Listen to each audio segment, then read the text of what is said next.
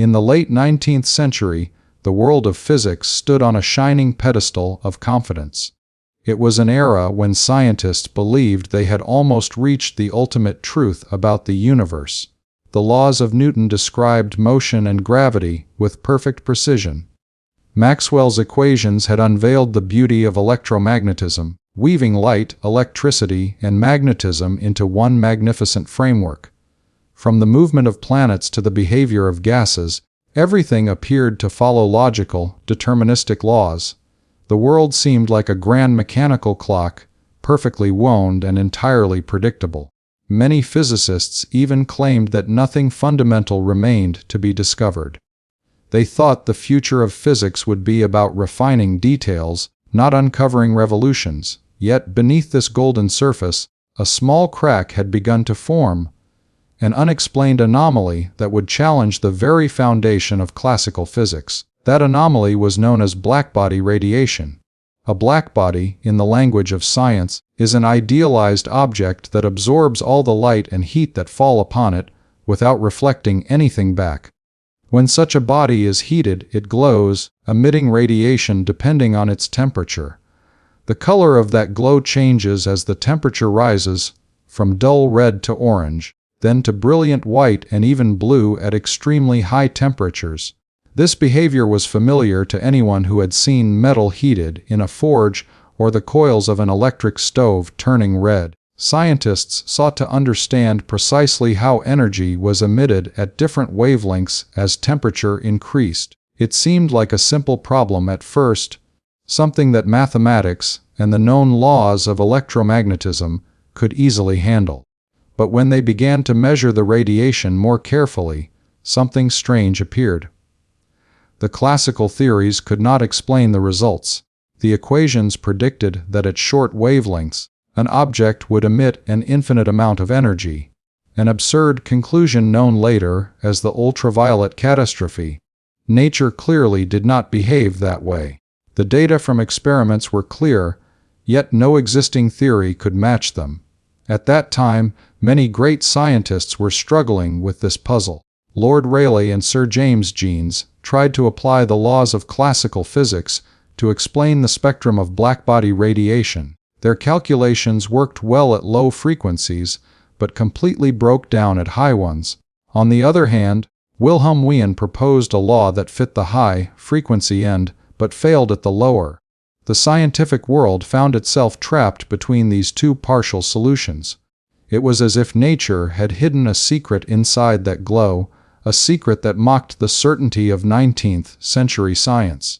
No one could imagine that the solution would come not from a radical young rebel, but from a quiet, middle-aged German physicist named Max Planck, who believed deeply in the classical order of nature. Max Planck was born in 1858 in Kiel, Germany, into a family of scholars and lawyers. From an early age, he showed extraordinary discipline, intellect, and a love for order. He believed that the universe followed elegant, mathematical laws set by an underlying harmony. For Planck, science was not just about experimentation, but about uncovering the rational beauty hidden beneath chaos. As he grew into a physicist, his devotion to classical physics was absolute. He had no interest in dismantling the framework built by Newton or Maxwell. Instead, he sought to deepen it. When he began studying the problem of blackbody radiation at the University of Berlin in the 1890s, he had no intention of creating a revolution. He simply wanted to find a formula that matched the observed data, a formula consistent with the well-established principles of physics. The laboratory experiments of that time were becoming increasingly precise. Physicists could now measure the intensity of radiation emitted at different wavelengths with high accuracy. When plotted on a graph, the pattern was unmistakable. As the wavelength decreased, the intensity rose to a peak and then dropped sharply, forming a smooth curve that shifted with temperature. The challenge was to find a theoretical equation that described this shape exactly. Planck worked tirelessly, adjusting his calculations, trying different approaches, and seeking a bridge between the conflicting formulas of Rayleigh, Jeans, and Wien. He wanted to maintain the classical worldview, a universe continuous and smooth, where energy flowed without interruption and light behaved as a wave. But the data would not yield to these assumptions. For years, Planck struggled, often walking the fine line between intuition and despair. In the autumn of 1900, something within him shifted. Faced with the experimental results from the German physicists Lummer and Pringsheim, who had measured the blackbody spectrum with unprecedented precision, Planck realized that no combination of classical ideas could fit the data. If he wanted to make sense of nature, he would have to take a step no one else dared to take. He decided to approach the problem from a statistical point of view, inspired by the work of Ludwig Boltzmann, who had introduced probability and entropy into thermodynamics. Planck had long been skeptical of Boltzmann's statistical ideas, finding them philosophically uncomfortable. Yet, in desperation, he turned to them as a last resort. Using Boltzmann's concepts, he tried to understand how energy might be distributed among countless oscillators. The tiny particles that, in theory, vibrated inside the heated blackbody and emitted radiation. But even with this new approach, the mathematics refused to cooperate. Then, in a moment of reluctant genius, Planck introduced a daring assumption. To make the calculations match the observed data, he proposed that the oscillators could not possess just any amount of energy. Instead, they could only take on discrete values, specific multiples of a small, fundamental unit of energy. This meant that energy was not continuous, as everyone had believed for centuries. It came in tiny packets or quanta. He represented this unit mathematically as eta Schichten, where E was the energy, or the frequency of vibration, and H a new constant, now known as Planck's constant. This single equation changed everything. It allowed him to derive a formula that fit the experimental curve perfectly across all wavelengths. The ultraviolet catastrophe vanished. The data aligned as if nature had been waiting for this key all along. Planck, however, was not celebrating. He did not realize that he had just opened the door to quantum physics. To him, this quantization of energy was simply a mathematical trick, a temporary assumption to make his formula work. He himself admitted later that he had acted out of an act of desperation. He could not imagine that energy, the continuous essence of the universe, truly came in indivisible chunks. Yet, whether or not he believed it, the formula worked flawlessly. On December 14, 1900, Planck presented his results to the German Physical Society in Berlin. The lecture passed quietly, without fanfare. Few realized that this date would later be remembered as the birth of quantum theory. What made this moment so extraordinary was not just the mathematical success, but the philosophical rupture it introduced. By suggesting that energy is quantized, Planck had unknowingly defied the fundamental assumption of classical physics, that all physical quantities vary smoothly and continuously. The concept of a discrete, granular energy challenged centuries of understanding about waves, motion, and matter itself. It implied that at the microscopic level, nature does not flow but jumps, that it behaves not as a calm sea, but as a series of leaps between invisible steps. This idea would later become the foundation for understanding atoms, electrons, and photons, but in 1900 it sounded almost heretical. At first, Planck's contemporaries largely ignored the deeper implications. Most physicists saw it as an elegant formula, useful but not revolutionary. They accepted it as a convenient mathematical fit rather than a new law of nature. Even Planck himself continued to search for ways to reconcile it with classical physics. But beneath the surface, a silent revolution had begun. In the years that followed, young scientists would take Planck's modest equation and push it beyond anything he had imagined. Einstein, Bohr, and Heisenberg would use it to rewrite the laws of nature. The spark that Planck had ignited in the glow of the blackbody would become a roaring fire that consumed classical certainty and birthed the quantum world. But to understand why Planck's discovery was so radical, one must look deeper into the mindset of physics at that time. The world of the 19th century was built upon determinism, the belief that if you knew all the forces acting in the universe and the positions of all particles, you could predict the future completely. The universe was a grand machine, and humans were its observers, not its participants. Every cause had an effect, and nothing happened by chance. Maxwell's theory of light as a continuous electromagnetic wave had reinforced this vision of a smooth, harmonious universe. Yet, the Blackbody problem shattered this perfection. It revealed a domain where classical logic simply stopped working, where mathematics predicted absurd infinities, and where observation contradicted every expectation. Planck's assumption that energy came in discrete quanta was the only way out, but it came at the cost of dismantling the very foundation of continuity that classical physics stood upon. The Blackbody radiation mystery was more than a technical challenge. It was a mirror held up to the limits of human understanding. For the first time, science was forced to admit that nature might behave differently on the smallest scales than it does on the scales we can see and touch. It hinted that reality might have layers, each governed by its own rules, some familiar, some deeply alien. Planck's quanta were the first glimpses into that hidden layer. They whispered of a world where certainty dissolved into probability, where light could be both wave and particle, and where the universe itself seemed to pulse with discrete rhythms. Planck's journey through this discovery was not a sudden leap, but a slow, painful evolution. He spent years refining his ideas, testing them against experimental data, and questioning their meaning. He was not a man of bold declarations, but of cautious reasoning. He doubted his own theory, even as it gained acceptance. When Einstein later used Planck's concept of quanta to explain the photoelectric effect, showing that light itself consisted of particles called photons, Planck was both impressed and unsettled. He respected Einstein's brilliance, but hesitated to accept that his own mathematical trick might reflect the true nature of reality. The full implications of his discovery were too vast, too strange to accept easily. Yet, time would prove that Planck's quanta were real, and that they formed the foundation of all modern physics. In the years following his breakthrough, Planck's equation became a cornerstone for the study of thermal radiation and atomic behavior. It bridged the gap between the macroscopic and microscopic worlds, between waves and particles, between certainty and mystery.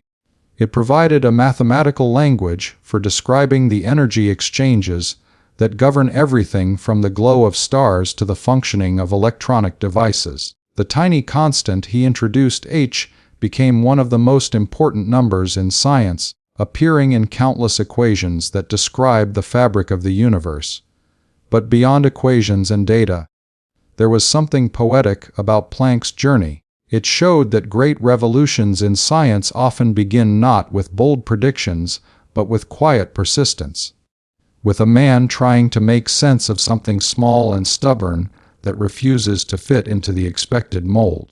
Planck did not set out to change the world, he set out to understand why nature's glow did not match his equations. Yet in that pursuit, he stumbled upon a truth that no one had dared to imagine: that reality, at its most fundamental level, is not continuous but quantized. In the glow of the Blackbody furnace, Max Planck glimpsed the first flicker of a new universe, one governed not by certainty, but by possibility. He could not have known that this spark would one day illuminate everything from the behavior of atoms to the birth of stars, from the strange world of subatomic particles to the technologies that would shape the modern age. The mystery of Blackbody radiation was not just a scientific puzzle, it was the opening scene of a cosmic drama that would redefine what it means to know, to measure, and to exist. When Planck stepped out of the lecture hall in Berlin on that cold December evening of 1900, he could not have known that he had just altered the direction of human thought. To him, the problem was solved, the formula fit, and the data were satisfied. Yet, somewhere beyond the calculations, the universe had quietly changed its rules. The simplicity of the experiment hid a profound truth: that energy, the lifeblood of every process in nature, does not flow continuously like water from a stream, but leaps from one level to another in tiny bursts. It was a concept so strange that even Planck himself tried to resist it. But science, once it hears the whisper of truth, cannot stay silent for long. In the months following his discovery, the scientific community began to test, debate, and examine Planck's radiation law. Most physicists treated it as a convenient mathematical description, not as a physical revolution. They were not ready to abandon the solid ground of classical theory for the uncertain terrain of the quantum world. Yet the cracks in the old order continued to widen. Experiments kept confirming that nature obeyed Planck's law exactly. There was no escaping the conclusion that something fundamental was changing.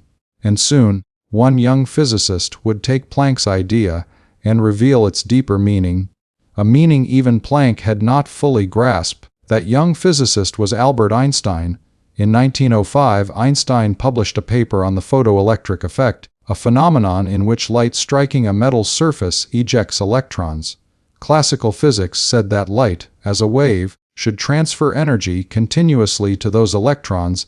Even dim light, given enough time, should eventually free them. But experiments showed something different. Only light above a certain frequency could knock electrons loose, no matter how bright or how long it shone.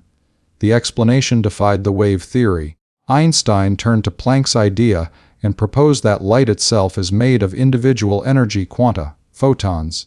The energy of each photon, he said, is given by the same relation Planck had introduced, Etathlon. With that, Planck's mathematical trick became a physical reality. Energy was truly quantized, and light behaved as both a wave and a particle. The quantum revolution had begun in earnest.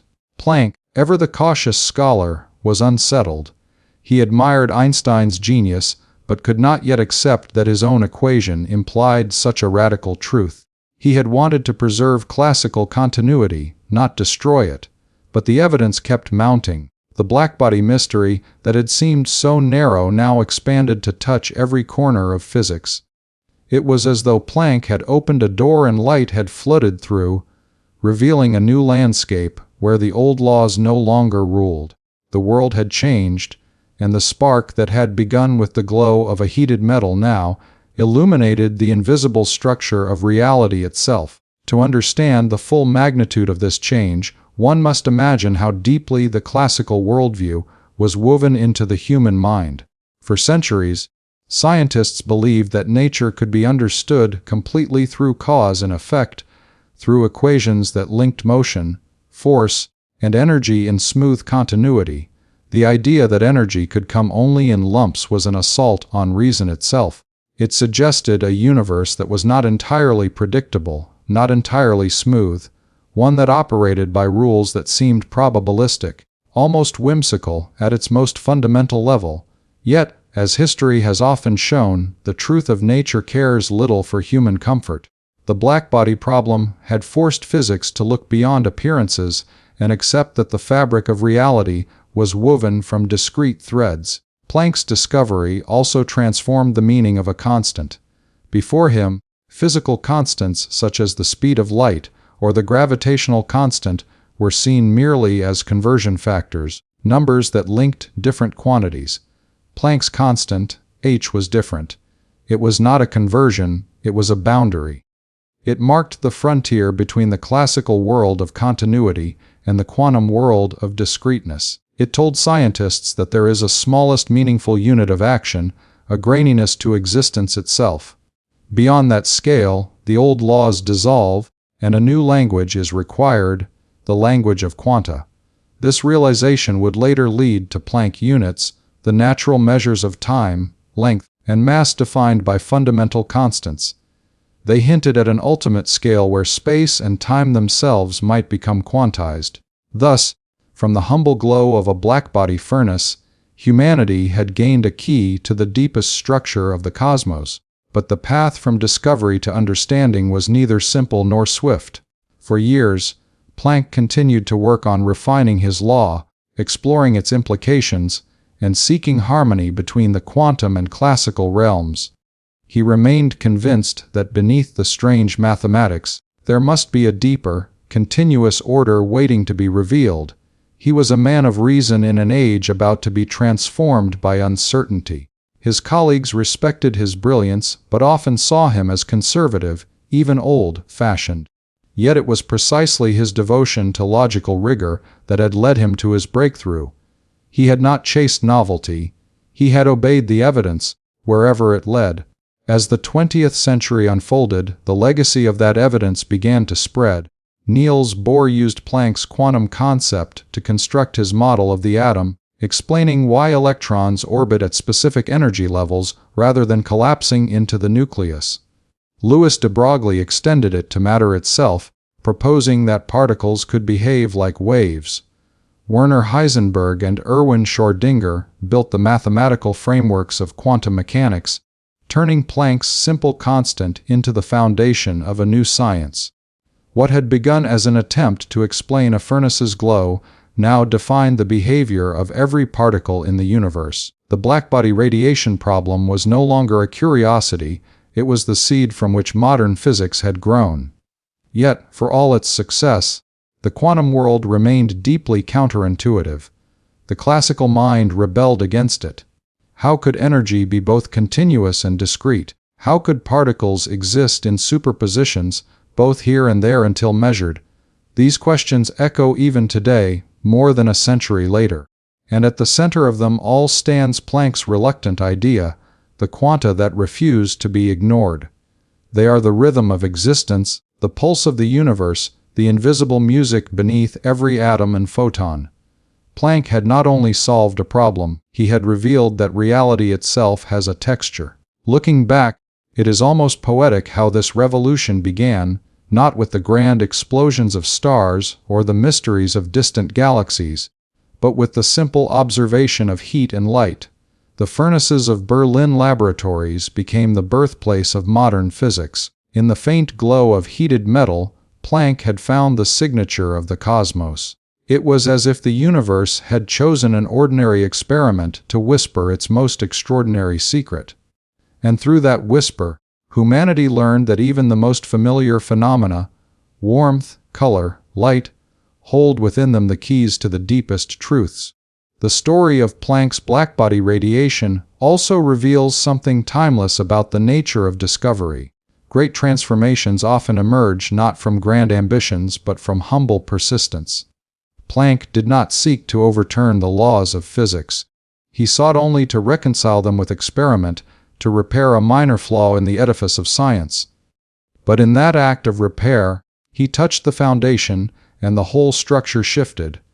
It is a reminder that the universe rewards those who listen closely, who refuse to ignore even the smallest inconsistency. For in those inconsistencies, the future waits to be found. As the decades passed, the significance of Planck's spark continued to grow. Quantum mechanics reshaped chemistry, explaining why atoms bond and molecules form. It unveiled the mechanisms of radiation, magnetism, and superconductivity. It made possible the invention of the transistor, the laser, and the computer. Every technological marvel of the modern world, from smartphones to satellites, traces its ancestry to that blackbody curve that Planck once struggled to fit. The practical consequences of his discovery were beyond imagination. Yet, for Planck himself, the greatest satisfaction lay not in technology but in truth. He had revealed a new order of nature, an order that demanded both awe and humility. Planck's later life was marked by both triumph and tragedy. He witnessed his theory blossom into the greatest revolution in science, but he also lived through the devastation of 2 world wars. He saw colleagues and students swept up in political turmoil, his own family suffering personal loss. Through it all, he remained devoted to his work and to the pursuit of knowledge. He became a symbol of integrity in science, a reminder that truth must stand above ideology and power. His name would be given to institutions, constants, and even spacecraft exploring the cosmic background radiation. The faint echo of the Big Bang itself, a glow not unlike the blackbody radiation that had started it all. In the end, Planck's greatest legacy is not merely the quantum, but the attitude of mind that led to it. The courage to question assumptions, the patience to face failure, and the humility to follow evidence even when it leads into the unknown. The spark that began with a mystery of glowing matter became a flame that lights every corner of modern thought. It taught humanity that certainty is not the same as truth, that even the most solid ideas can dissolve under the light of observation. And it reminded us that the universe is always deeper, stranger, and more beautiful than we imagine. When we look at the night sky today, we see the silent glow of stars, the radiation of distant suns, the invisible waves of energy that fill space. All of it, from the cosmic microwave background to the quantum flicker of virtual particles, speaks the same language that Planck uncovered. His constant, h, appears in every equation that describes how the universe breathes and vibrates. It defines the boundary between what can be known and what remains uncertain. It is the measure of the universe's smallest whisper, a whisper that began in the mind of a man seeking to explain why a piece of metal glows. More than a century later, physicists still marvel at the simplicity and profundity of Planck's discovery. In laboratories around the world, quantum experiments probe ever deeper, confirming again and again the truth that energy comes in quanta. From quantum computers manipulating information in fragile superpositions to telescopes measuring the quantum noise of the early universe, everything echoes the same realization: the world is quantized. And it all began with one man's attempt to solve a small problem, to reconcile theory with observation, faith with evidence. If one were to narrate the story of the universe, from its fiery birth to the quiet glow of the present, Max Planck's moment in 1900 would stand as a turning point. Before him, the cosmos was seen as a grand deterministic machine. After him, it became a dynamic field of probabilities, a place where mystery and mathematics dance together. The Blackbody radiation problem was the hinge upon which that transformation turned. It was the moment when humanity first glimpsed that beneath the apparent smoothness of nature lies a grainy, shimmering structure, the quantum fabric of reality. Thus, the spark that began with Planck's Blackbody radiation mystery was not merely a scientific event. It was an awakening. It taught us that knowledge is not static, that the universe reveals itself in layers, and that every answer opens the door to deeper questions. Planck, the reluctant revolutionary, had unwittingly handed the world a new vision of existence. His equation, born from struggle and skepticism, became the key to the unseen universe. And as long as light glows, as long as matter vibrates, as long as humanity seeks to understand the nature of reality, the legacy of that spark will continue to burn, illuminating the path from the smallest quanta to the farthest stars.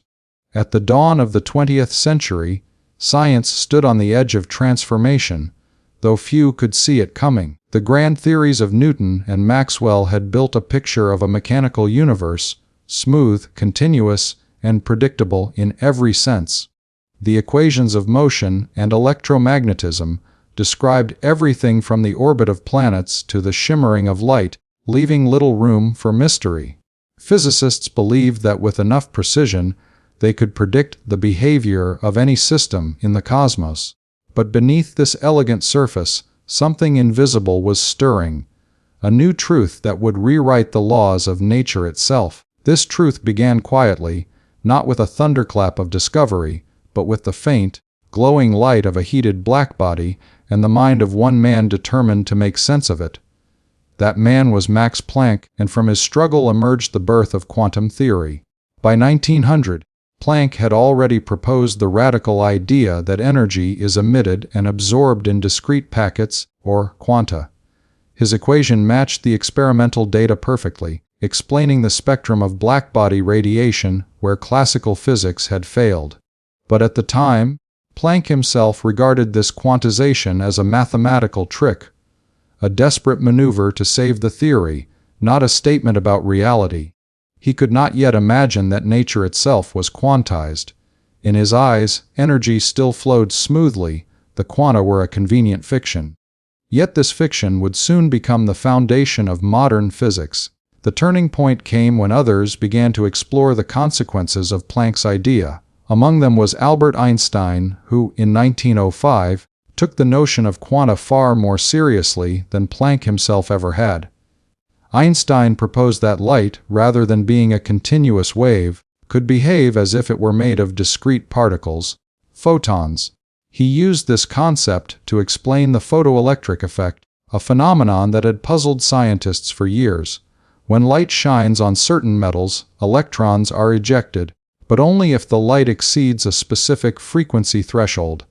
No matter how intense the light below that frequency, it fails to release electrons.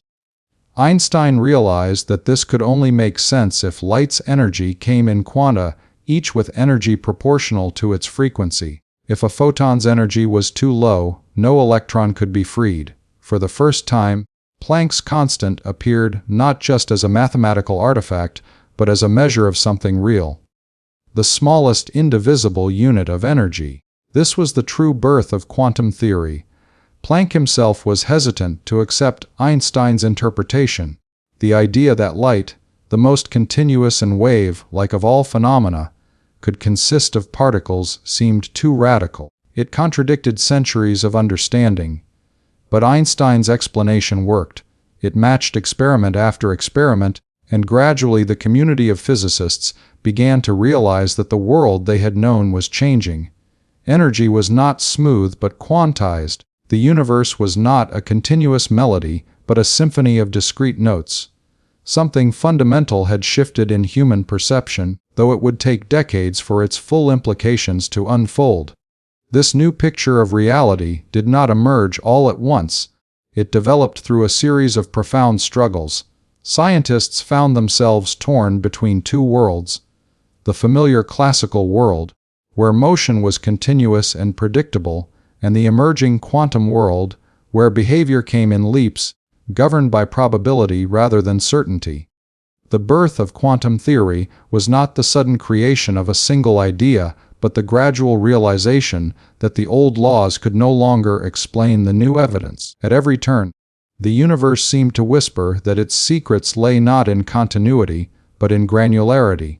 That the very building blocks of nature moved in steps, not in flows. In the years that followed, more clues emerged to support this strange idea. Niels Bohr, a Danish physicist deeply inspired by both Planck and Einstein, applied the concept of quantized energy to the atom. Classical physics could not explain why electrons did not spiral into the nucleus as they orbited, radiating away their energy. Bohr proposed that electrons could occupy only specific energy levels and could jump between them by emitting or absorbing quanta of light, photons. This model not only explained the stability of atoms, but also the discrete spectral lines observed in hydrogen, patterns that had puzzled scientists since the 1800s. Bohr's success confirmed that quantization was not an abstract trick. It was the law of the microscopic world. By then, the quantum had become a tangible reality. It was no longer confined to radiation or light, but seemed to govern all matter. The discovery that energy came in discrete packets transformed the way scientists understood not just atoms, but everything built from them. The quantum world revealed a universe that was vibrant, dynamic, and fundamentally unpredictable, a realm where certainty gave way to probability, and the act of observation itself could change what was observed. The birth of quantum theory was, in every sense, a rebirth of physics. But this new world was not easy to accept. It defied common sense. For centuries, science had sought to make nature simple and deterministic, to find equations that could predict everything. Quantum theory shattered that dream. It said that at the deepest level, nature is not continuous and predictable, but discrete and statistical. The outcomes of experiments could be described only in terms of probabilities. It was a shocking departure from the world of Newton and Maxwell. Planck, the man who had started it all, found himself uneasy with what his discovery had unleashed. He admired the younger generation of quantum physicists, but remained skeptical of their interpretations. To him, the quantization of energy was a principle of calculation, not a metaphysical statement about the universe. Yet even he could not deny that the evidence was undeniable. The concept of energy quanta spread rapidly through every branch of physics. It explained why materials glow, why atoms emit specific colors of light, and why chemical reactions release discrete amounts of energy. It gave rise to the notion that every particle, electron, photon, proton, behaves as both a particle and a wave, depending on how it is observed. This duality became one of the most profound and mysterious features of the quantum world. It showed that nature cannot be fully described in simple categories. Reality was more complex, more subtle, and more astonishing than anyone had dared imagine. As quantum theory matured, it began to redefine the boundaries of human knowledge. It forced scientists to reconsider the meaning of measurement, causality, and even existence. The simple idea that energy is quantized led to questions that reached far beyond physics. What does it mean for something to exist only when measured? How can probability define reality? Is the universe itself quantized, made up of discrete chunks of space and time? These questions, born from Planck's small act of mathematical courage, continue to challenge science and philosophy to this day. The birth of quantum theory was not just a scientific revolution, it was a philosophical awakening. It revealed that the universe operates on principles that the human mind finds deeply counterintuitive. At the atomic level, particles do not follow definite paths. They exist in superpositions, potential states waiting to become actual only when observed. This was not just a change in theory, it was a change in worldview. Humanity had to confront a reality that was no longer deterministic but probabilistic, no longer continuous but discrete. And yet, despite its strangeness, quantum theory proved to be the most successful framework in the history of science. Every prediction it made, no matter how bizarre, was confirmed with astonishing precision. At the center of all this stood the humble energy quantum, Planck's creation. It became the unit of all physical processes, the heartbeat of the universe. Every atom vibrated in multiples of it. Every photon carried it. Every interaction, from the tiniest electron jump to the birth of stars, obeyed its rhythm.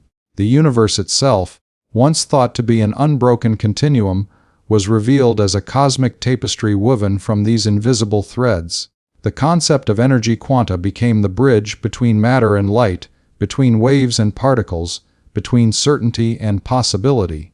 In a way, Planck's discovery was both an ending and a beginning.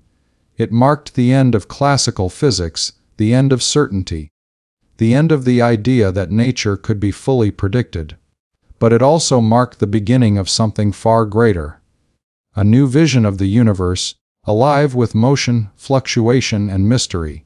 It opened the door to technologies that would reshape the world's semiconductors, lasers, nuclear energy, and quantum computing. It laid the foundation for everything from chemistry to cosmology.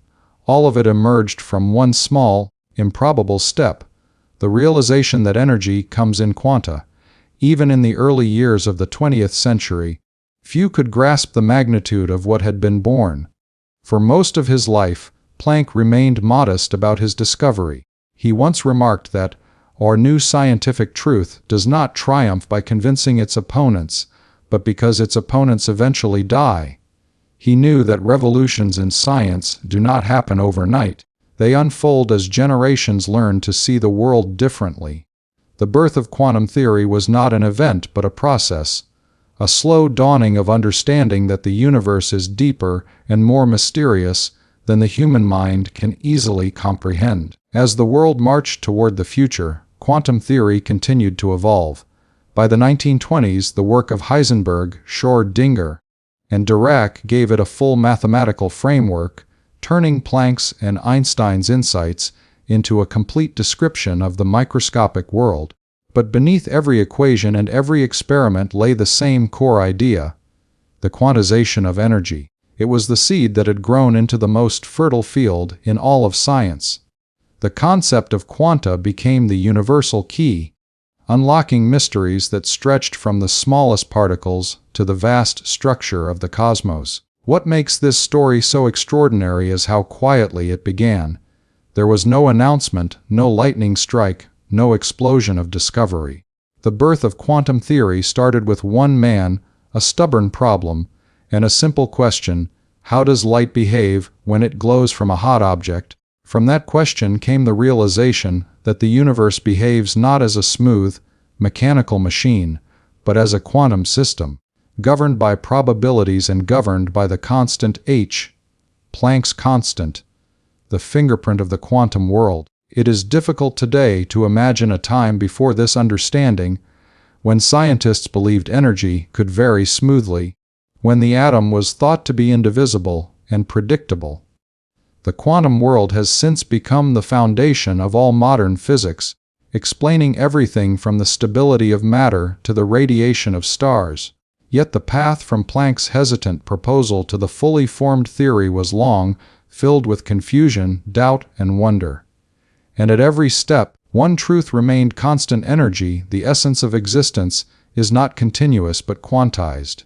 The universe, it turned out, is built not on infinite continuity but on discrete steps, the rhythm of creation itself.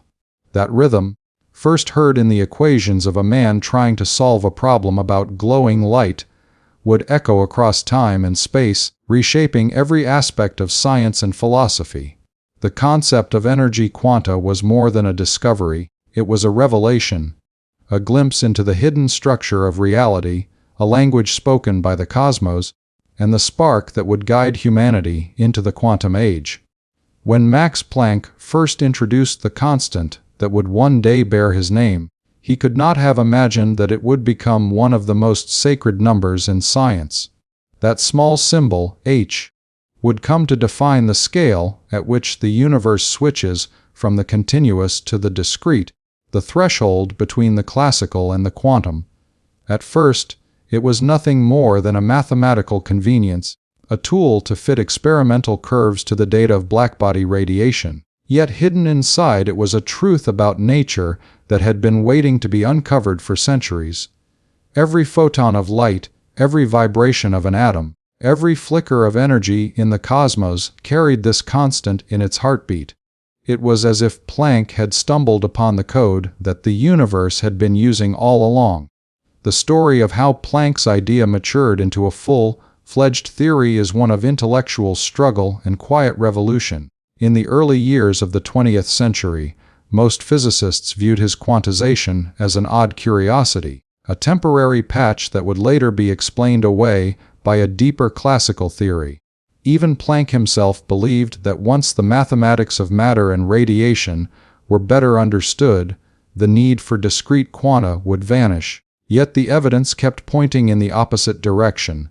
Experiments on heat, light, and atomic spectra all revealed discontinuities, jumps, not flows, in energy exchange. The universe seemed to insist that nature did not trade energy in a smooth continuum, but in indivisible amounts.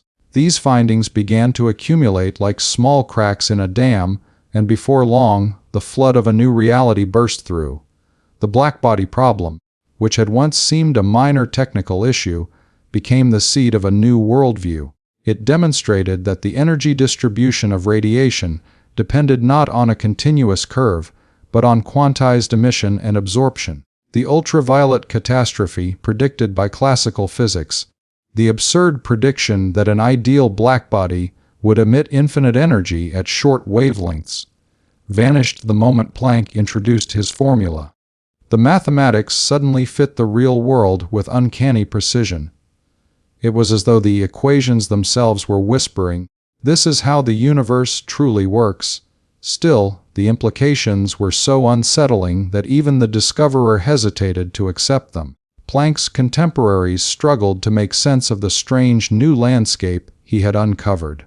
To them, energy quantization seemed to violate the very spirit of physical continuity that had guided science since Newton. Yet as experiments became more refined, the pattern became impossible to ignore. When metal surfaces emitted electrons under illumination, when gas molecules glowed in sharp spectral lines, when the specific heats of solids dropped off at low temperatures, each of these anomalies pointed toward the same conclusion. Energy came in discrete units. No matter how uncomfortable the idea seemed, it worked. And in science, what works eventually becomes truth. Einstein's photon theory, though initially met with skepticism, soon found confirmation in laboratories across Europe. Each successful experiment strengthened the quantum hypothesis, even as it deepened the mystery. If light behaved like particles, then the boundary between waves and matter was blurred. If energy could only change in fixed steps, then motion itself might be quantized. Questions began to multiply. Was matter itself made of quanta? Could electrons, protons, even atoms exhibit the same behavior as light? It was as if every discovery opened not one door, but a corridor lined with infinite others. The quantum world revealed its secrets reluctantly, one fragment at a time. In 1913, Niels Bohr's model of the atom gave the quantum a home. Bohr used Planck's constant to describe how electrons orbit the nucleus in discrete shells, emitting or absorbing photons as they jump between levels. The idea that energy levels were quantized explained the exact wavelengths of light emitted by hydrogen, matching experiments perfectly. Once again, the data bowed to the logic of the quantum, and once again, the conceptual shock rippled through physics. The atom, long imagined as a miniature solar system governed by continuous forces, turned out to be a theater of sudden leaps, silent, instantaneous transitions that defied visual imagination. Planck's constant appeared everywhere. It became the signature of the microscopic world, showing up in equations that described photoelectric effects, atomic spectra, and the behavior of electrons in metals. What had begun as a stopgap became the key to a new reality.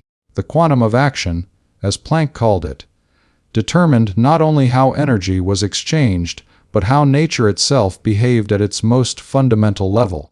The deterministic universe of Laplace, where the future could be predicted from the present with infinite precision, was fading into history. In its place emerged a universe governed by probability, uncertainty, and discrete laws. This transformation was not without resistance. Many physicists, raised in the tradition of classical mechanics, found the quantum world deeply unsettling.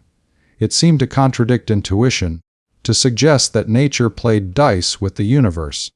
Planck himself was deeply conservative by temperament. He sought harmony between the old and the new rather than revolution. He continued to describe his discovery in cautious language, referring to quantization as a formal assumption rather than a physical one. Yet as the years passed, the evidence left little room for doubt. The quantum had become an undeniable part of nature's fabric. As World War I ended and a new generation of scientists rose to prominence, the quantum concept blossomed into a full-blown theory. Werner Heisenberg, Erwin Schrödinger, and Paul Dirac built mathematical frameworks that gave precise form to what Planck and Einstein had glimpsed. Heisenberg's matrix mechanics and Schrödinger's wave mechanics were two sides of the same coin, both describing how energy levels and transitions occur only in discrete amounts. Dirac's work would eventually unify quantum theory with relativity, bringing the quantum into the realm of high-energy physics. Through all of these developments, Planck's constant remained the fundamental link, the number that defined the scale of the quantum world. It was the bridge between matter and energy, between the observable and the invisible. By the 1920s, the revolution was complete. Quantum theory had transformed from a speculative hypothesis into the central pillar of modern science. Yet even as its equations predicted reality with breathtaking accuracy, its meaning remained elusive. How could particles exist in multiple states at once? How could observation change the outcome of an experiment?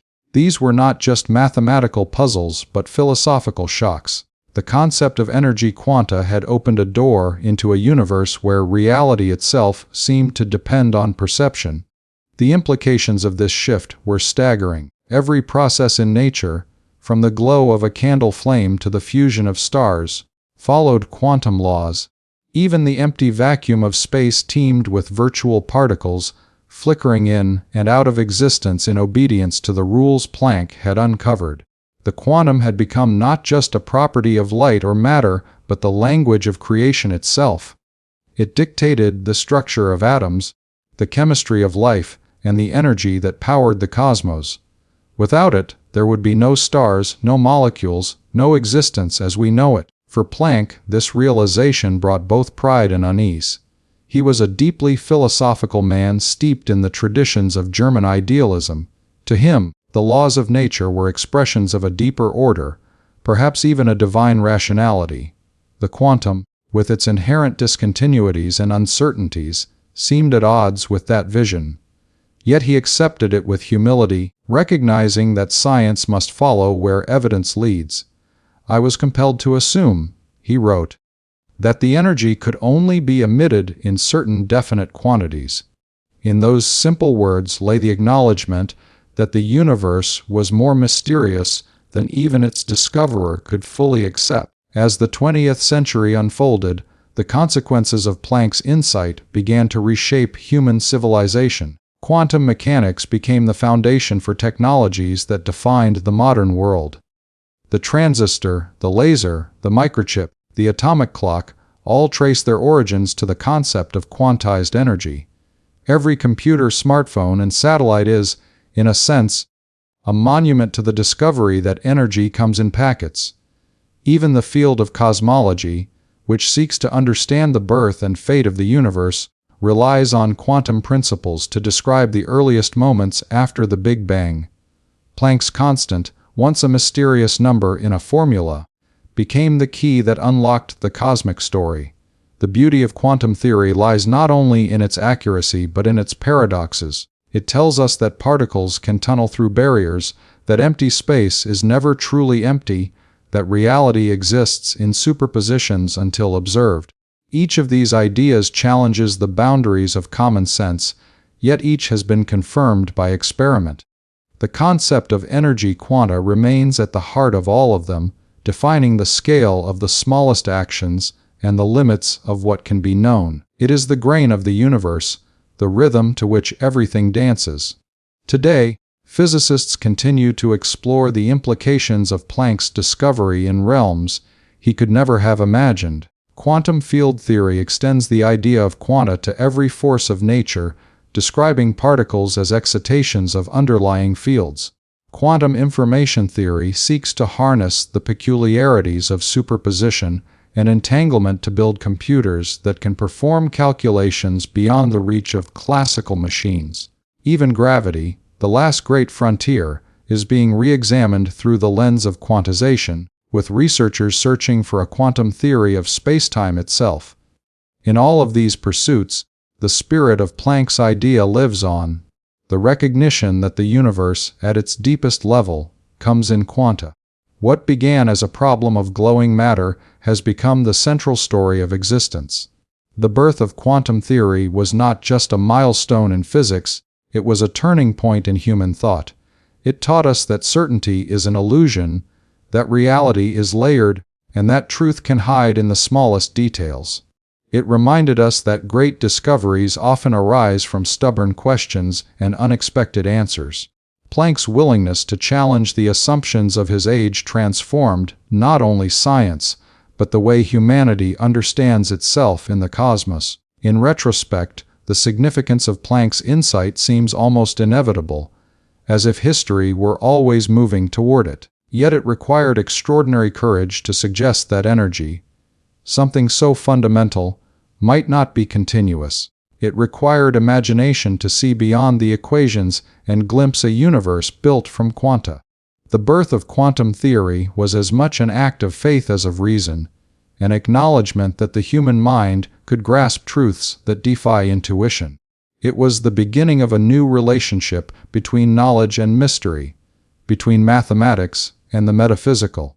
Standing at the threshold of the 21st century, we now recognize that Planck's quanta are woven into every aspect of existence. The stars that burn, the atoms that bind, the light that travels across space, all obey the rhythm he uncovered. His constant sets the scale of creation, defining where the classical world ends and the quantum world begins. In that tiny number lies the essence of the universe's discreteness, the whisper of the cosmos saying that even energy, the most fluid of all things, comes in steps. Max Planck changed everything we know about the universe because he dared to question the continuous, to imagine that reality itself might be made of indivisible actions. From that daring thought flowed the quantum revolution, a transformation that reached from the smallest particles to the largest galaxies, from the equations of physics to the technology in every human hand. The concept of energy quanta is more than a scientific principle. It is a reminder of how discovery begins with curiosity, humility, and the courage to see the unseen. The universe, once thought to be a seamless ocean of motion and light, revealed itself to be built of ripples, distinct, measurable, and profound. And in the echo of those ripples, humanity found its greatest revelation, that the fabric of reality is quantized, and that through understanding these quanta, we have learned not only how the universe works, but how it began. From the glow of a furnace to the birth of a star, from the leap of an electron to the pulse of time itself, every act of creation bears the mark of Max Planck's insight. The moment when energy became countable and the universe, at last, spoke in quanta. At the turn of the 20th century, the world of physics stood upon a foundation that seemed unshakable. The elegant laws of Newton and Maxwell appeared to describe everything that could be seen, touched, or imagined. Planets traced predictable paths through space, pendulums swung with perfect precision, and light itself obeyed the beautiful symmetry of electromagnetic waves. The entire cosmos seemed like a grand machine, governed by logic, reason, and determinism. To many, the universe was complete, a clockwork creation that needed no further repair. But beneath that sense of perfection, small cracks had begun to appear, faint at first, yet destined to tear the entire structure apart. Those cracks emerged from experiments that refused to fit within the boundaries of classical physics, and from the minds of scientists bold enough to question reality itself. The struggle that followed, between the old and the new, between certainty and uncertainty, became one of the greatest intellectual conflicts in human history. Max Planck had not intended to start a revolution. When he introduced his formula for blackbody radiation, he believed he was merely adjusting the mathematics to match observation. Yet in doing so, he introduced a concept so radical that it would fracture the very idea of continuity. The belief that energy, motion, and nature itself flowed smoothly like water. Classical physics had built its success upon this principle, but Planck's quanta shattered it. Suddenly, energy came in discrete packets, as if nature were made not of a continuous fabric but of tiny, indivisible threads. The shock of this idea rippled through the scientific community, and for the first time in centuries, physicists found themselves questioning the very ground beneath their feet. The world of Newton and Maxwell was one of certainty. Every motion had a cause, and every cause had a calculable effect. If one knew the position and velocity of every particle, one could, in principle, predict the entire future of the universe. This belief, known as determinism, was more than a scientific theory. It was a philosophy of life. It gave humanity the comforting illusion of control and understanding. But the quantum world did not obey such rules. It spoke in the language of probabilities, of possibilities rather than certainties. It was as if the universe itself, once a well-oiled machine, had revealed a hidden side, unpredictable, discontinuous, alive with chance. The early years of quantum discovery were marked by confusion and resistance. Even those who contributed to the new theory struggled to accept its implications. Einstein, who had helped validate Planck's idea by explaining the photoelectric effect, later recoiled from the full philosophical consequences of quantum mechanics. He could not believe that God, or nature, played dice with the universe. To him, the world must still obey hidden laws, deeper and more orderly than those described by probabilities. But the more scientists probed, the less such certainty could be found. Each experiment seemed to confirm that the microscopic world operated on principles completely alien to classical thought. Light behaved as both a wave and a particle. Electrons could exist in multiple states at once. Observation itself could determine the outcome of an event.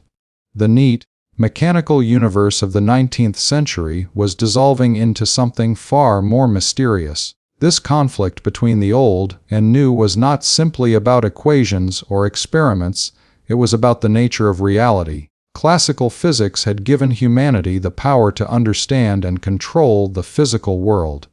It had powered the Industrial Revolution, explained the motion of planets, and illuminated the mysteries of electricity and magnetism. But it also encouraged a view of nature as something external, a predictable system that could be mastered.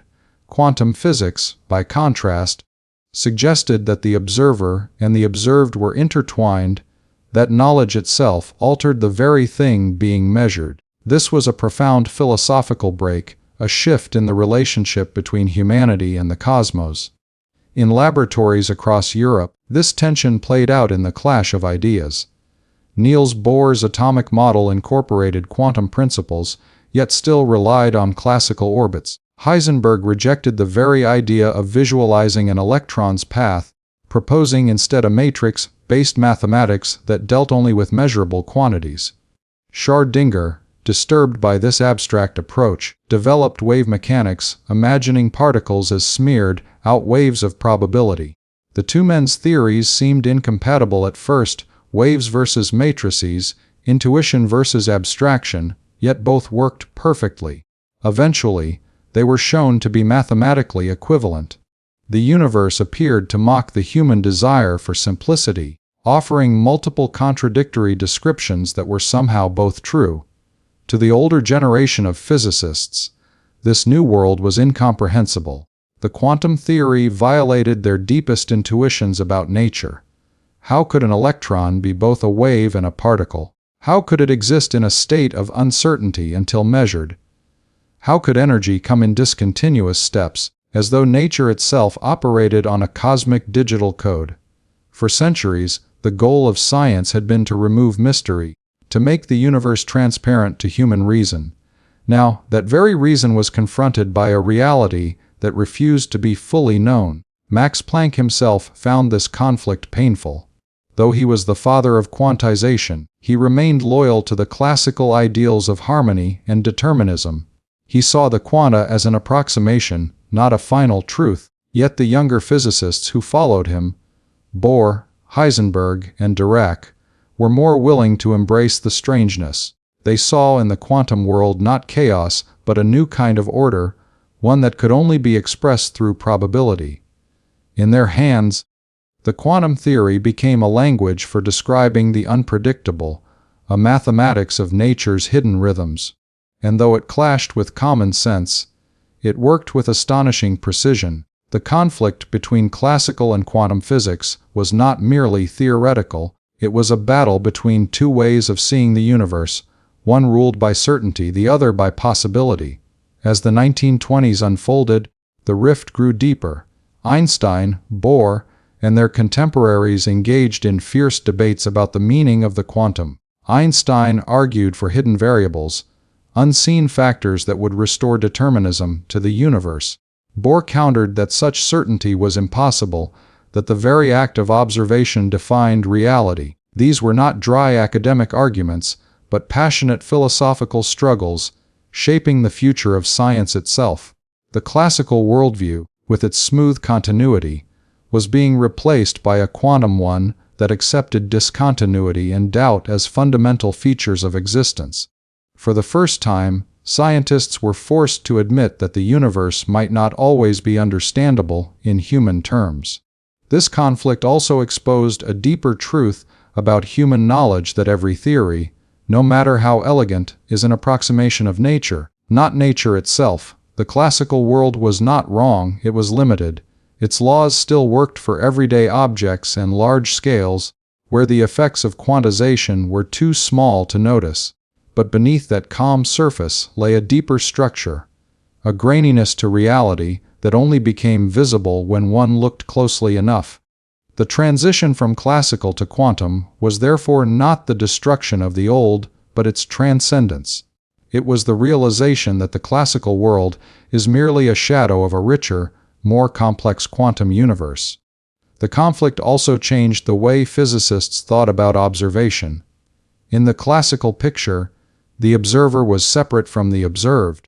A scientist could study a system without affecting it. But in the quantum world, this separation vanished. To measure something was to disturb it. The act of observation collapsed a cloud of probabilities into a single outcome. It was as if nature refused to reveal herself fully unless someone was watching. And even then, only a fragment of her truth could be seen. This was not merely a scientific insight, but a profound philosophical challenge. It suggested that reality might not exist in a definite state until observed. For many, this was an unbearable thought, one that blurred the line between physics and metaphysics. Yet, despite the turmoil, quantum mechanics proved to be the most accurate theory ever conceived. Its predictions matched experiments with astonishing precision, far beyond anything classical physics could achieve. The conflict, then, was not about correctness, but about comprehension. Quantum theory worked, but few could claim to understand why. It was as though humanity had stumbled upon the operating code of the universe without knowing how the program truly ran. Even today, that mystery remains unsolved. The philosophical consequences of this conflict extended far beyond the laboratory. It changed the way humanity thought about causality, free will, and the nature of truth. In the deterministic world of Newton, everything was predictable. In the probabilistic world of Planck and Bohr, everything was uncertain. This uncertainty was not a flaw but a feature, a fundamental part of existence. It was a humbling revelation, forcing humankind to accept that knowledge has limits. The universe, once imagined as a perfectly ordered machine, was now seen as a dynamic, evolving tapestry of possibilities. As physicists wrestled with these ideas, they began to glimpse the beauty hidden within the apparent chaos. The quantum world, though unpredictable in detail, revealed patterns of incredible elegance. The interference of waves, the symmetry of atomic spectra, the stability of matter, all arose from the interplay of quantized laws. What appeared random at one scale became harmonious at another. The conflict between classical and quantum physics thus gave rise to a deeper unity, a recognition that order and uncertainty are not opposites but partners in the cosmic dance. Max Planck, reflecting on his life's work, once remarked that science advances, one funeral at a time. He knew that new ideas often triumph not by persuasion but by persistence, by surviving until a new generation grows up with them. The conflict between classical and quantum physics was not resolved overnight. It took decades of debate, experiment, and philosophical struggle. But slowly, the quantum worldview became the new normal. The younger physicists who embraced it went on to build the foundations of modern science, from chemistry to electronics to cosmology. The old dream of perfect predictability was gone, but in its place arose a new vision, one of interconnectedness, creativity, and wonder. The universe that emerged from this conflict was far richer than the one that came before. It was a universe alive with probabilities, where particles could tunnel through barriers, where matter and energy were interchangeable, where emptiness itself teemed with potential. The deterministic laws of Newton had described a clockwork cosmos. The quantum laws of Planck and his successors described a living, breathing universe, unpredictable, yet profoundly coherent. The conflict between the two was not a failure of physics, but a revelation of its depth. It showed that reality cannot be captured by a single lens, that nature holds more truths than any one theory can contain. And so, from the tension between the classical and the quantum, a new harmony eventually emerged. It was not the harmony of certainty, but the harmony of understanding, the recognition that even contradictions can coexist within the greater logic of the cosmos. Planck's quanta, once an anomaly, became the key to this understanding. They bridged the gap between energy and matter, between light and darkness, between what can be known and what must remain mysterious. The conflict that began as a fracture in physics became the spark of its rebirth. The revolution that Planck had sparked was not one that ended with him. It was one that began to ripple through every layer of scientific understanding. The conflict between the classical world and the quantum one was not just a disagreement over equations. It was a confrontation between two entirely different ways of seeing reality. For centuries, physics had been guided by the belief that nature could be understood as a great machine. Every effect had a cause, every motion had a reason, and every event could be predicted if the initial conditions were known. This was the confidence of classical physics, born from the genius of Isaac Newton and perfected through the elegant waves of James Clerk Maxwell. But Planck's discovery shattered this illusion of certainty. As his constant became a cornerstone of new theories, the universe began to reveal its secret turbulence. The equations that once promised order now hinted at chaos beneath the surface. Light, once considered a wave spreading continuously through space, now behaved like a shower of particles, each carrying a discrete packet of energy. Matter, once thought to be solid and predictable, began to blur at the edges. The very act of observation became uncertain, and the comfortable boundary between what was real and what was possible began to fade. The conflict was not merely scientific, it was philosophical, psychological, and deeply human. Scientists had to confront the realization that the universe might not be built on the logic of human intuition at all. Einstein's early embrace of Planck's quantum idea deepened this conflict. His work on the photoelectric effect showed that light could knock electrons out of metal only if its frequency was above a certain threshold. This meant that light's energy was quantized, existing in lumps rather than flowing smoothly. It was a finding that astonished the scientific world. Einstein's proposal was met with skepticism because it tore apart the wave theory of light, something Maxwell's equations had so elegantly described. Even Planck himself, though grateful for Einstein's insight, struggled to accept the full implications. For him, quantization was a mathematical necessity, not a physical reality. He believed that the universe must remain continuous and that his quanta were a temporary fiction. But the universe, as it turned out, had a much stranger story to tell. In laboratories around the world, evidence began to accumulate that the classical world was an illusion built upon a much deeper, unpredictable structure. Experiments on atomic spectra showed that electrons did not move in smooth orbits like planets around the sun, but rather jumped from one energy level to another in sudden leaps. Each jump emitted or absorbed energy in precise amounts, multiples of Planck's constant. There were no in-betweens, no continuous transitions, just abrupt changes that defied classical reasoning. The atom itself became a realm of discontinuity, a theater of quantum steps and invisible rhythms.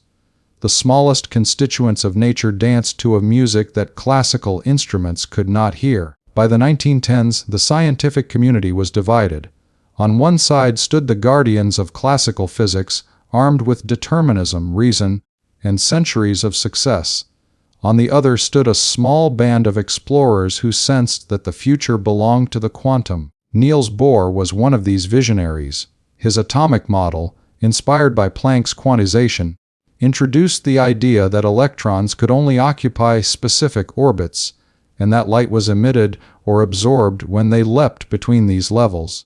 It was a daring combination of classical and quantum ideas, a hybrid that both worked and defied logic. The results matched experimental observations perfectly, yet no one could truly explain why. Bohr himself described his model as a miracle, and in that miracle lay the first glimpse of a new universe. But the deeper scientists dug into the atom, the stranger things became. The behavior of electrons and photons refused to conform to the neat categories of waves or particles. Sometimes light acted as one, sometimes as the other, and sometimes as both at once. The famous double-slit experiment revealed a haunting truth. When not observed, particles behaved like waves, spreading out and interfering with themselves, but when measured, they acted like discrete particles. The observer seemed to change reality itself. This idea, unthinkable in the age of Newton, forced scientists to confront the possibility that consciousness and measurement were intertwined with the fabric of existence. The conflict between classical physics and quantum mechanics had transformed into a question about the nature of reality itself. Max Planck, by then a respected elder of physics, watched this transformation with a mixture of pride and unease. He had set the stage for the quantum revolution, but its consequences went far beyond his imagination. He had wanted order and precision, but what followed was uncertainty and probability. Werner Heisenberg's uncertainty principle, formulated in 1927, declared that one could never simultaneously know both the position and momentum of a particle with absolute accuracy. The very act of measuring one property disturbed the other. It was not a flaw of instruments or human limitation. It was a fundamental feature of the universe. Nature, it seemed, did not allow perfect knowledge. Planck's dream of a world built on absolute laws gave way to a reality built on probabilities. For some, this was liberation. For others, it was heresy. Einstein famously resisted this new quantum world, declaring, "God does not play dice." He believed that there must be hidden variables, unseen causes that restored determinism to physics. But experiments kept proving otherwise.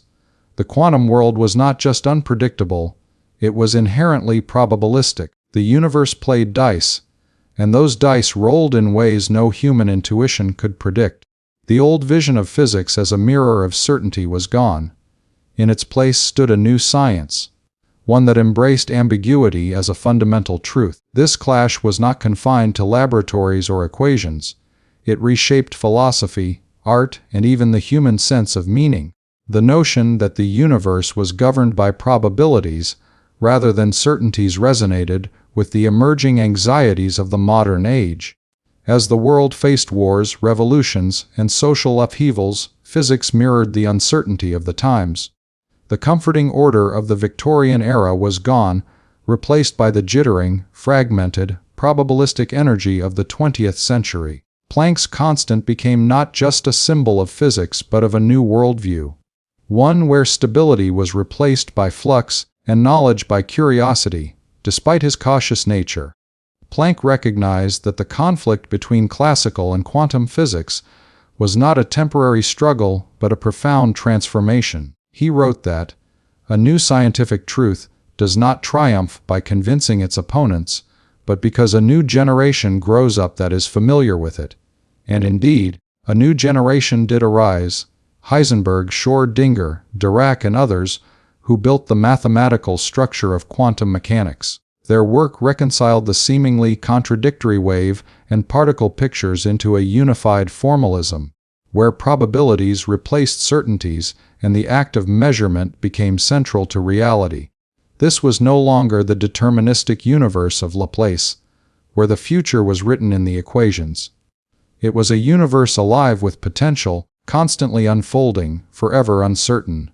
In the decades that followed, the classical and quantum worlds continued to coexist uneasily. Engineers still used Newton's laws to build bridges and send rockets into space, while physicists used quantum mechanics to probe atoms and design electronics. The boundary between the two became a matter of scale. The classical world emerged from the quantum one, like the calm surface of a stormy ocean. The macroscopic world, smooth and predictable, was merely an average of the microscopic chaos beneath it. Every object, every atom, every flicker of light was part of a hidden quantum drama, guided by the principles that Planck had first glimpsed in 1900. The conflict that had once seemed so sharp eventually revealed itself as a deeper harmony. Classical physics was not wrong, it was simply incomplete. It described a world that emerged from the quantum substrate but did not explain its origin. Planck's great insight showed that truth was not a single path, but a spectrum, that the laws of the large and the small were connected by the same threads of energy and probability. The bridge between them was built not on certainty, but on understanding, a recognition that reality was both wave and particle, continuous and discrete, predictable and mysterious. By the end of his life, Max Planck had witnessed the transformation of physics into something unrecognizable from the world he had entered as a young scholar. He had seen the old fortress of determinism collapse and a new landscape of probability emerge in its place. The conflict that had once divided science had become the engine of its greatest discoveries. From that conflict came the technologies that defined the modern world: transistors, lasers, quantum computers, all born from the acceptance that nature's laws were stranger than anyone had ever imagined. Planck's quiet revolution had done more than rewrite physics, it had rewritten humanity's place in the cosmos. The universe was no longer a static machine but a living, breathing field of possibilities. Every particle, every quantum of light, every flicker of energy echoed with the same mystery that Planck had uncovered more than a century ago. The conflict between classical and quantum worlds was not a battle to be won, but a dialogue to be understood, a conversation between certainty and uncertainty, order and chaos, knowledge and wonder. And in that conversation, humanity found a deeper truth, that the universe does not yield its secrets easily, that every answer opens new questions, and that the search for understanding is endless. Planck had not just discovered a constant, he had discovered the rhythm of creation itself. The conflict he ignited continues to drive science forward, forever reminding us that even in the smallest quanta lies the power to change everything we know about reality. The dawn of the 20th century marked the collapse of a scientific empire. The grand edifice of classical physics, built upon the unshakable foundations of Newton's laws and Maxwell's waves, had ruled the scientific world for centuries. It promised certainty, predictability, and order. Yet, as Max Planck introduced the strange idea that energy came in discrete packets, a quiet revolution began to stir beneath the surface. This was not merely an adjustment in theory, it was the beginning of a total reformation of how humanity understood nature. The scientific revolution that followed did not simply refine classical physics, it shattered it. The universe, once thought to be a smooth and predictable machine, revealed itself to be uncertain, discontinuous, and deeply mysterious. Planck's discovery was like a single spark in a dark room that revealed the outlines of a vast, unseen landscape. At first, few realized its significance, but as more experiments began to confirm that energy behaved in quantized steps, the old theories of physics started to crumble. Light, which had always been understood as a wave, began to act like a stream of particles. Matter, once believed to be solid and stable, was found to consist of particles governed by probabilities rather than certainties. Every familiar truth seemed to blur into something more complex. The smooth order of the classical world was giving way to a universe of jumps, fluctuations, and invisible patterns. The first tremors of this revolution were felt when Albert Einstein expanded upon Planck's quantum idea to explain the photoelectric effect.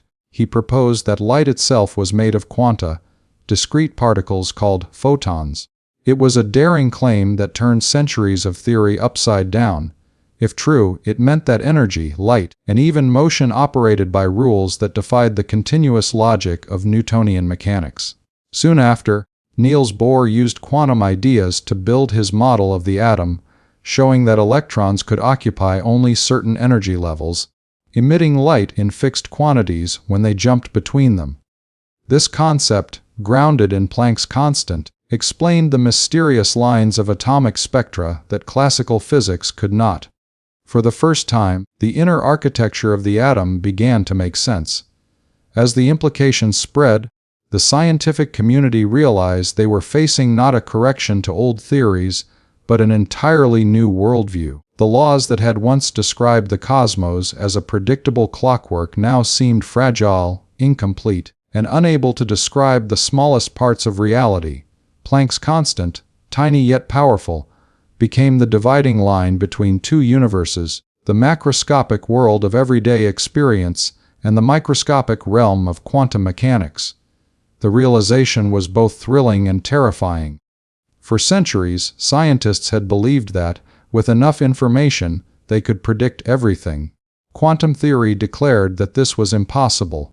The future was not predetermined, it was a tapestry woven from probabilities. This scientific revolution shook not only the foundations of physics, but also the human understanding of existence itself.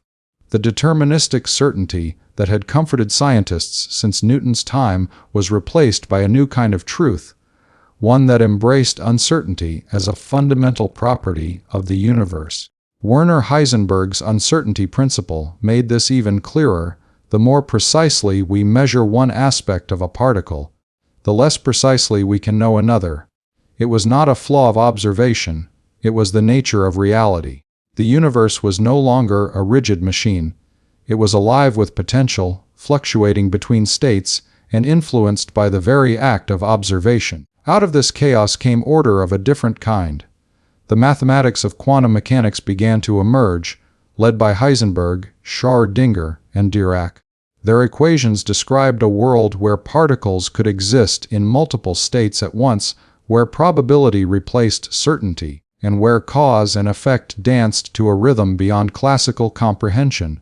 This new science did not destroy the old, it transcended it. Newton's laws still held true for the everyday world, but they were now seen as approximations, shadows of a deeper quantum reality. The revolution Planck had begun had revealed that reality itself was layered, that the visible world rested upon an invisible sea of energy and possibility. By the 1930s, the quantum revolution had transformed physics into something unrecognizable from the world Planck had entered. The same quantum rules that described the behavior of atoms soon gave rise to new technologies, semiconductors, lasers, and eventually, the foundation of computers. What began as a mathematical necessity became the engine of modern civilization. The world entered an age of innovation, powered by the quantum principles that once seemed impossible to believe. The revolution that shattered classical physics ended up constructing the framework of the modern world. And yet, even as the equations grew more complex and the experiments more precise, a sense of wonder remained. The quantum revolution did not give humanity complete control or understanding. It reminded us of how little we truly know. It showed that beneath every pattern lies unpredictability, beneath every order, a hidden chaos. It was a humbling realization, one that turned science into an exploration of the unknown rather than a conquest of it. Max Planck's revolution did not destroy physics, it rebirthed it. It replaced the arrogance of certainty with the beauty of curiosity, the rigidity of determinism with the freedom of probability. The classical world had been an illusion of stability, but the quantum world revealed the truth that reality is dynamic, uncertain, and full of potential. The shattering of classical physics was not an end, it was the beginning of a deeper journey into the heart of existence. The scientific revolution Planck unknowingly began continues to this day, forever changing not only how we see the universe, but how we understand our place within it. The ripple that began with Max Planck's discovery did not end with him, it spread outward, igniting the minds of a new generation of thinkers who would transform the strange mathematics of quantum theory into the foundation of modern physics. Among those who took up Planck's idea were Albert Einstein, Niels Bohr, and many others who would carry his spark into the unknown. Each of them looked at Planck's quantum principle and saw something different, a new clue to unlock the mysteries of light, matter, and the universe itself. Their work not only confirmed Planck's revolutionary insight, but expanded it beyond what even he could have imagined. Together, they built the quantum world that defines our understanding of reality today. Einstein was one of the first to grasp the true power of Planck's idea. In 1905, while working as a young patent clerk, he used Planck's quantum concept to explain a phenomenon that had puzzled scientists for years: the photoelectric effect. When light hit a metal surface, electrons were ejected, but only if the light's frequency was above a certain threshold. Classical wave theory could not explain this. Einstein proposed that light was made of individual packets of energy, photons, each carrying energy proportional to its frequency, as defined by Planck's constant. This simple but daring explanation changed everything. It proved that light was not just a wave but also a particle, and it marked the first major confirmation that Planck's quanta were not just a mathematical trick, but a physical truth. This discovery would later earn Einstein the Nobel Prize, but more importantly, it opened the door to a universe where energy and matter shared a strange, dual nature. Niels Bohr took this new understanding even further. Building upon Planck's and Einstein's ideas, Bohr developed his model of the atom in 1913. In his vision, electrons orbited the nucleus not randomly, but in fixed energy levels. They could jump between these levels only by absorbing or emitting quanta of energy, precise multiples of Planck's constant. This explained the discrete spectral lines observed in experiments with hydrogen, which classical physics had failed to describe. Bohr's model gave structure to the invisible world of the atom and provided the first real glimpse into the architecture of matter. It was a bridge between the familiar and the abstract, between the visible and the unseen. Planck's quantization had found its home within the atom. As more minds joined the exploration, the old boundaries of physics began to dissolve. Louis de Broglie proposed that if light could behave like particles, then particles could also behave like waves. Matter and energy were not opposites but two sides of the same coin, connected by Planck's constant. This stunning idea blurred the line between everything scientists thought they knew. Suddenly, the universe seemed to hum with a rhythm, a harmony of quantized vibrations that governed both the stars in the sky and the electrons in an atom. Werner Heisenberg and Erwin Schrödinger later developed mathematical frameworks to describe this strange world: matrix mechanics and wave mechanics, two languages describing the same truth. They revealed a universe not ruled by certainty but by probability, where observation shaped the outcome and where even existence itself was defined by waves of potential. Through all these developments, Planck's constant remained at the heart of the quantum revolution, a small but profound number that whispered the scale at which the classical world breaks down and the quantum world begins. It connected Einstein's photons, Bohr's atomic orbits, and Schrödinger's wave functions into one consistent theory. Each discovery built upon Planck's foundation, revealing deeper layers of nature's design. The once small idea that energy came in packets had evolved into a comprehensive framework describing how everything, from light to matter, behaves at the most fundamental level. What made this period remarkable was not just the science, but the imagination behind it. These pioneers were not merely solving equations, they were rewriting the language of reality.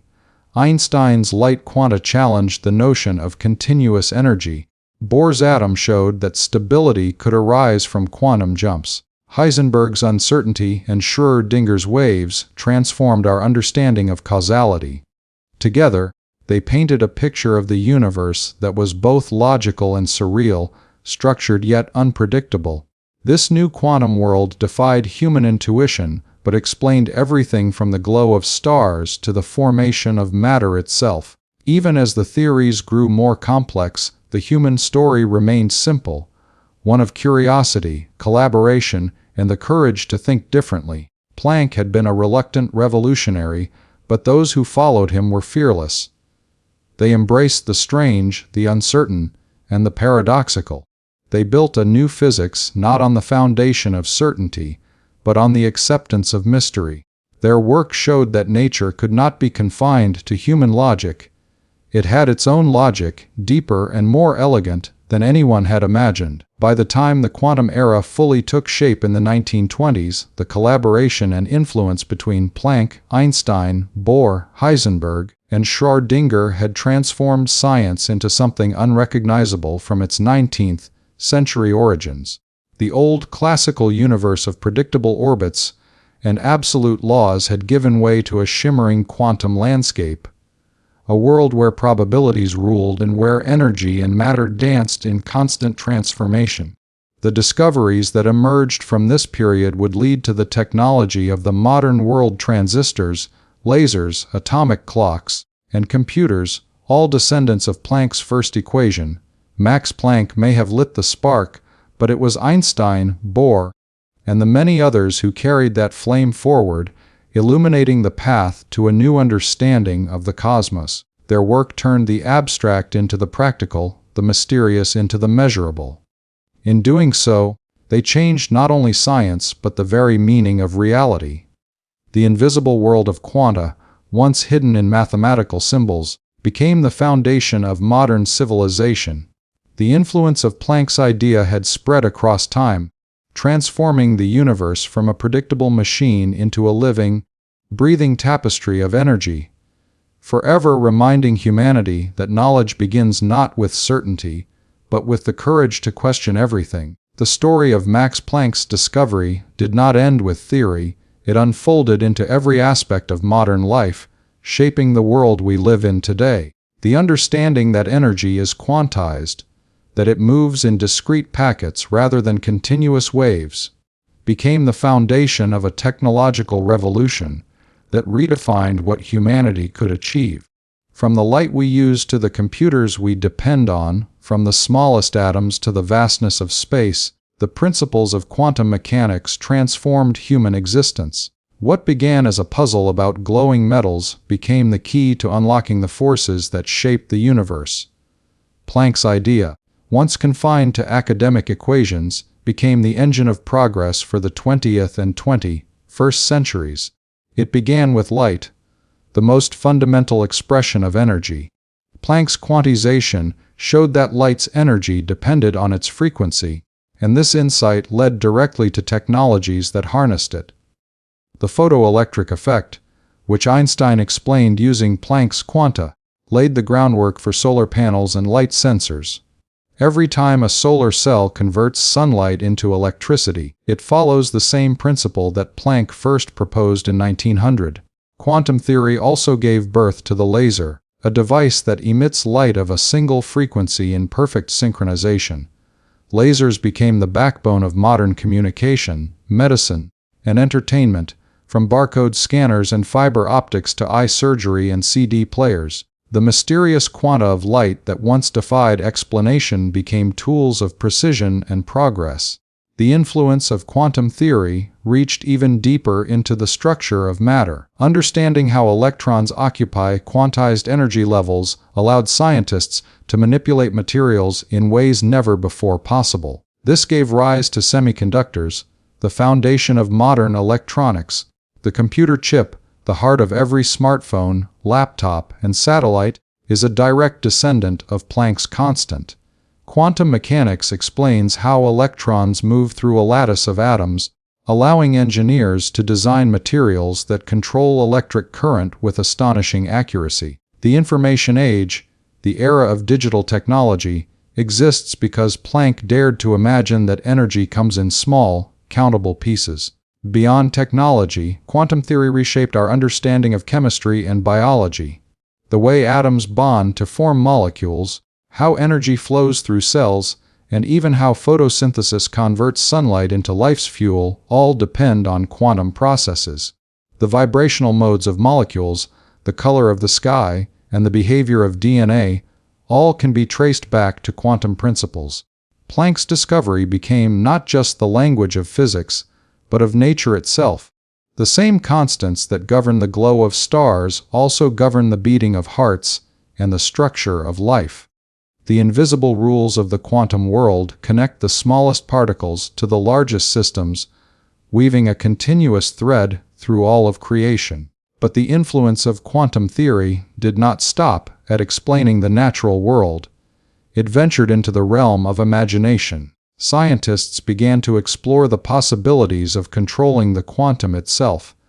This led to the birth of quantum computing, a field that promises to revolutionize information processing. Unlike classical computers, which use bits that are either 0 or 1, quantum computers use qubits, which can exist in multiple states at once thanks to superposition. This allows them to perform complex calculations far beyond the reach of conventional machines. The dream of harnessing the strange dualities that Planck discovered is becoming a reality, opening doors to advancements in cryptography, medicine, and artificial intelligence. In astronomy and cosmology, quantum mechanics merged with relativity to explain the origins of the universe.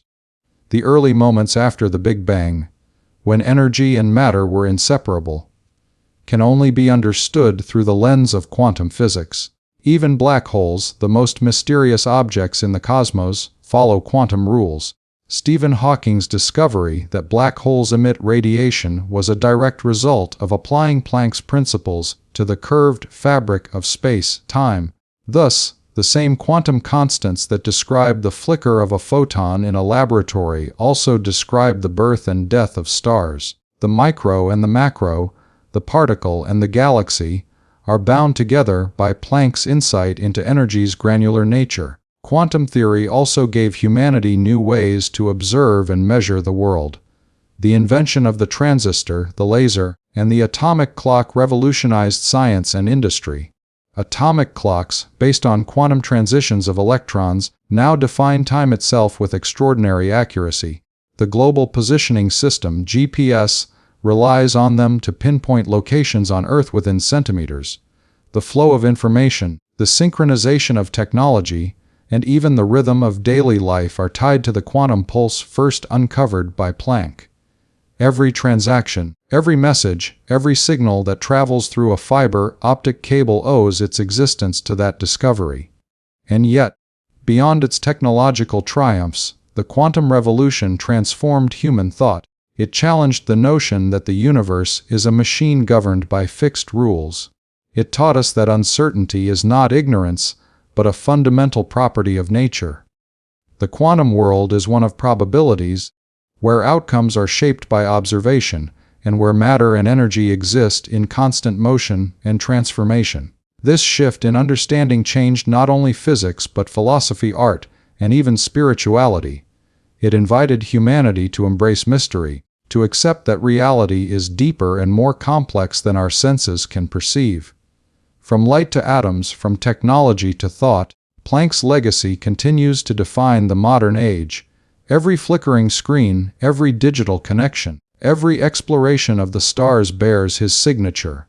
His discovery revealed that the universe is not made of smooth, predictable patterns, but of vibrant quanta, tiny sparks of possibility that together form the fabric of everything. The quantum world is strange, unpredictable, and beautiful, and it all began with one man's search for understanding. Max Planck did not set out to change the world, yet his insight into the invisible forces of nature became the foundation of the world we now inhabit. Through his work, humanity learned that in the smallest vibrations of energy lies the key to the entire cosmos, a truth that continues to inspire science, wonder, and progress in every corner of the universe. The legacy of Max Planck is not merely a chapter in the history of science. It is the living heartbeat of modern civilization, the quiet pulse behind every discovery that shapes our future. What began as a desperate attempt to explain the mysterious glow of heated metal evolved into a revolution that unified the visible and invisible worlds. Planck's realization that energy is quantized did more than reshape physics, it redefined the boundaries of human understanding. His work became the cornerstone of quantum mechanics, a theory that revealed nature's hidden architecture and forever changed the way we see reality. Yet beyond equations and constants, Planck's legacy lies in something deeper: the courage to question, the humility to doubt, and the faith to seek truth even when it defies reason. As the quantum age unfolded, Planck's ideas gave rise to generations of thinkers who carried his torch into new realms. Einstein, Bohr, Heisenberg, Schrödinger. Each took the essence of Planck's insight and expanded it into a universe of possibilities. They discovered that light behaves both as a particle and a wave, that atoms do not move in certainty but in probabilities, and that observation itself can alter the outcome of an event. These ideas were not just scientific, they were philosophical awakenings. Humanity began to understand that the universe is not a clockwork mechanism, but a dynamic web of interconnections. Every photon, every atom, every field of energy became part of a greater cosmic rhythm that unites the smallest particles with the vastness of galaxies. Planck's constant became the key that unlocked that harmony, transforming our understanding of existence itself. But the true beauty of Planck's legacy lies not only in what it explained, but in what it revealed we still do not know. The quantum world, with all its paradoxes, opened doors to mysteries that continue to challenge the limits of imagination. Scientists today stand on Planck's shoulders, probing deeper into the quantum realm, exploring entanglement, superposition, and the strange dance of particles that can be connected across vast distances.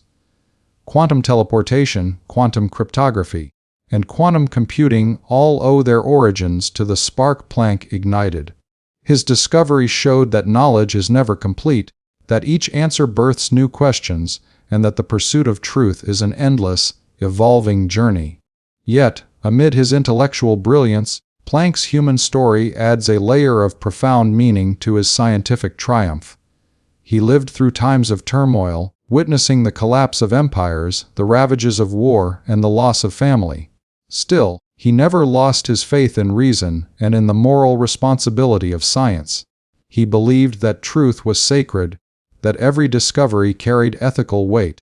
His humility in the face of nature's complexity and his insistence that science must serve humanity made him not just a physicist, but a philosopher of integrity. He reminded the world that the goal of science is not domination over nature, but understanding of it, a harmony between human curiosity and the laws that govern creation. In the decades that followed, Planck's vision became the foundation for all modern physics. Quantum mechanics led to quantum field theory, which in turn evolved into the Standard Model, the most successful scientific framework ever devised. From nuclear power to microchips, from medical imaging to satellite communication, the fingerprints of Planck's discovery are everywhere. Even today, as physicists explore the unification of quantum theory and relativity through string theory and quantum gravity, they continue to measure the universe through Planck's constant. His work became the ruler by which we measure the very scale of reality, the Planck length. The smallest possible distance in the fabric of space marks the boundary between what we can know and what remains hidden. But beyond science, Planck's story is a reminder of how one mind can change the destiny of humanity. His journey from skepticism to revelation mirrors the eternal struggle of human progress. The tension between doubt and discovery.